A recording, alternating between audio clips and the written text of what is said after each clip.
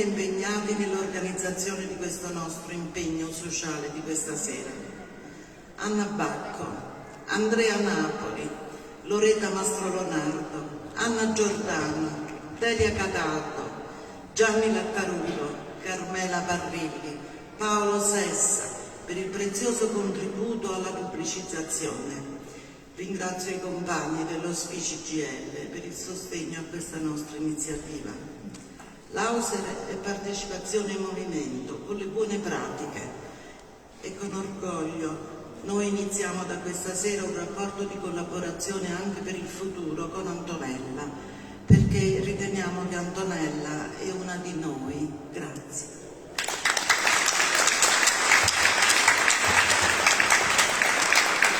Grazie Silvana Montesano, Presidente di Auster Battipaglia. Grazie a voi tutti. La ringrazio per avermi reso partecipe di questo incontro a cui tenevo molto, perché io sono fan di Antonella Napoli da tempo. Prima ancora di sapere che lei fosse mia concittadina, la seguo come giornalista internazionale da anni e poi ho scoperto con grande piacere che anche lei è di Battipaglia. E devo dire che in tanti anni è la prima volta che vedo così tanta gente, tanta folla in periodo Covid, che è vero, alla presentazione di un libro di cui parleremo, Il vestito azzurro, edito da PM, Mondadori. Ma adesso cedo la parola alla nostra sindaca Cecilia Francese, che per essere qui ha fatto un po' i salti mortali, perché so che aveva altri impegni ma ci teneva particolarmente. Abbiamo spostato. Allora sì, dopo avrei un altro convegno. Innanzitutto, ma è vero quello che dice lei. Fai conto che noi il giovedì spesso facciamo un salotto comunale, sempre temi culturali o anche momenti gioiosi e festivi, ma in condizioni di non Covid non c'è l'affluenza che invece vedo oggi, anche soprattutto molte donne, e questa è una cosa che ci fa piacere, perché questa è la casa di tutti e quando si vede una partecipazione così spiccata non può che farci piacere, ci dovevi essere tu e ovviamente anche Auser, che ringrazio per aver organizzato questo incontro. Grazie per avermi dato l'occasione di imbattermi nel libro di Antonella Napoli, Il vestito azzurro, una lettura che direi che mi ha preso. Io che purtroppo da quando faccio il sindaco leggo poco, lo devo dire, però voglio dire, questo libro l'ho divorato perché è un libro che ti prende, che ti coinvolge e ti precipita in maniera quasi brutale nel dramma di un paese che è il Sudan.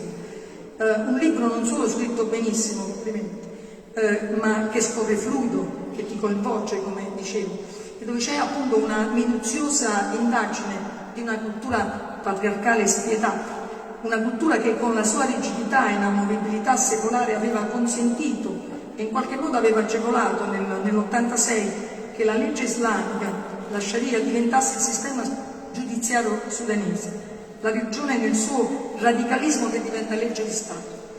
Si alternano all'inchiesta e allo scavo, come dici tu, momenti descrittivi, direi poetici, soprattutto quando tu descrivi quell'incrocio delle acque, la confluenza tra le acque del Nilo Bianco e del Nilo Azzurro, perché era un momento di pace che precede poi di qualche minuto l'inizio della parte più scioccante del suo racconto, il fermo da parte della polizia segreta sudanese e la descrizione minuziosa e drammatica dell'interrogatorio cui viene sottoposta senza alcun riguardo alla dignità e ai diritti della persona.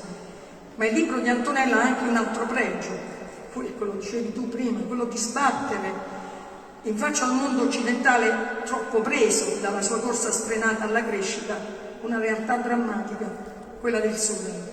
Un paese immenso dove per circa 30 anni uno dei dittatori più crudeli e sanguinari del secolo scorso, il generale al-Bashir, ha regnato incontrastato in un regime di terrore, dal golpe dell'89 fino al 2019, quindi recente, quando le proteste popolari l'avevano costretto alle dimissioni. Una dittatura sanguinaria, corrotta, crudele, dove la censura, la mancanza di diritti e di tutele per ogni forma di dissenso regnavano sovrane, dove migliaia di persone sono scomparse nel nulla, ingoiati dalla rete spietata di controllo della polizia segreta. Ma questa dittatura, con i suoi orrori, è rimasta fuori dai riflettori dei media. L'Europa, gli Stati Uniti, il cosiddetto Occidente avanzato e democratico per anni hanno fatto finta di non vedere. Sarà che anche al-Bashir era un dittatore utile per tenere tranquilla un'area strategica del continente africano, dove i grandi interessi dei paesi occidentali si appuntano sulle materie prime da sfruttare senza troppe complicazioni. Per cui spesso meglio un governo dittatoriale e corrotto piuttosto che un governo democratico che tutela gli interessi del proprio paese. Una storia vecchia ormai, no? L'hai detto pure tu prima. L'Occidente è rimasto in gran parte silente, anche mentre si consumava la tragedia del Darfur, dove per anni si è consumato un vero eccidio, una pulizia etnica. Ecco, un altro grande pregio di Antonella è che dopo la pubblicazione del suo libro nessuno può nascondersi, nessuno può dire noi non sapevamo, tutto scritto qui. Non sapevamo che al-Bashir, condannato dal Tribunale dell'Aia per i suoi crimini, sopprimeva nel sangue le manifestazioni di protesta, o che in regioni di quel territorio, come appunto il Darfur, si stava consumando un vero eccidio con centinaia di migliaia di morti. E all'interno del racconto di Antonella, le donne sudanesi, donne vittime di una cultura patriarcale ancestrale che ancora contempla la pratica della mutilazione genitale delle bambine, la infibulazione. 9 bambini su 10 subiscono questa mutilazione, perché il rapporto sessuale per le donne non deve anche essere un momento di piacere, si sfibulano solo se devono procreare, con dolori immensi. Cose terribili veramente, solo nel 2020 no? È stata vietata nel Sudan l'infibulazione. Donne vittime perché nei conflitti etnici chi paga sono innanzitutto loro, umiliate, offese, usate come oggetti, trattati come strumento di vendetta. Prima la violenza sessuale, molto spesso di gruppo, per metterli incinta di figli di altra etnia, poi l'umiliazione, il sentirsi sporchi per il fatto di essere messo al bando dalle proprie famiglie.